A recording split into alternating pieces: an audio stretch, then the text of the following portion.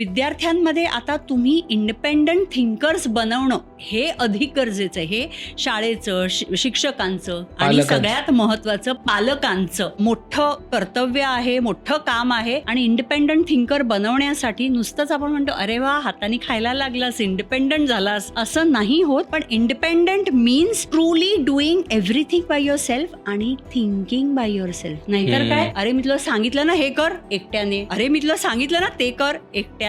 पण म्हणजे तू इंडिपेंडंट कसं झालं? सांगितलं मी आहे. इंडिपेंडंट बनणं म्हणजे स्वतःवर पहिलं तर विचार करणे, मग त्या गोष्टी करणे.